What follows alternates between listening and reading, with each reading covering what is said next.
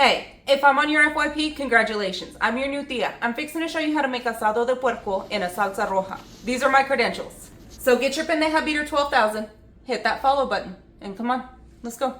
Heat this up on medium-high heat. Add in just a little bit of oil. Now while that's heating up, get your pendeja beater 10,000 and start heating that up as well. While that's heating up, add in about 4 cups of water. You might need less, it just depends on how big your pan is. Now to your 12,000, you want to add in 12 chile guajillo and 1 chile ancho. You want to make sure to take the seeds and the stems out. And we're just going to lightly fry these up. If you let them fry too long, they will get bitter. Now just add those to your pendeja beater 10,000. Next, we're going to add in 1 whole onion that's been cut in half. Add in 1 chile de árbol and just lightly fry that up. Then pull it out and throw it in with your chile guajillo and your chile ancho. Next, you want to get 10 garlic cloves. You want to throw these in there, but you don't want to let them fry up too much because these will get bitter as well. Mix those around and let them fry up until they have a golden brown color on them. Then pull them out and throw them in your pendeja beater 10,000. Lastly, you want to get 2 Roma tomatoes and put those in there as well. Let your tomatoes fry up until the skin starts peeling back, about like that. Then just throw these in your pendeja beater 10,000. Lastly, get your onion and put that in your pendeja beater 10,000. Then you just want to allow that to simmer for about 10 minutes. Add a little bit more oil to your pendeja beater 12,000.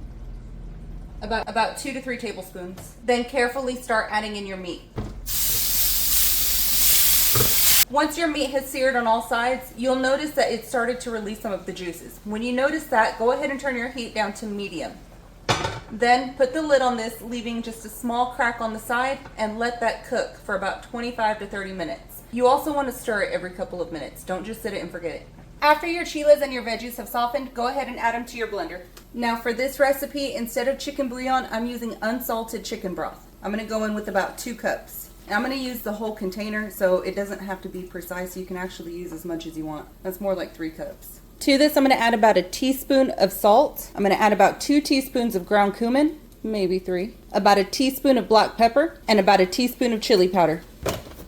Then just put the lid on that and blend it up. Now just set that to the side and we'll go finish our meat.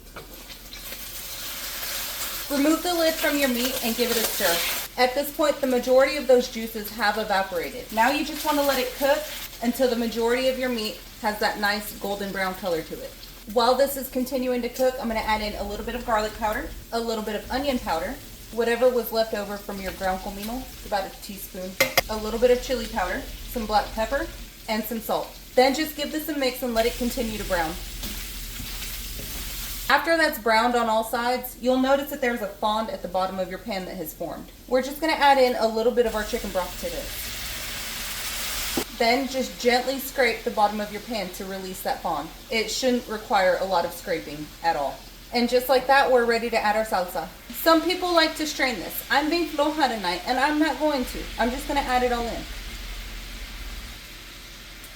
Give that a quick mix, let it come back up to a low simmer. After that started to simmer, cover it up and let it cook for about 45 minutes.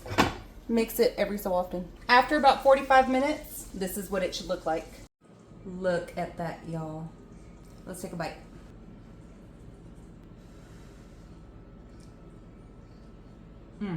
Y'all, that is so good. If you give this a try, let me know. I'm fixing to go eat.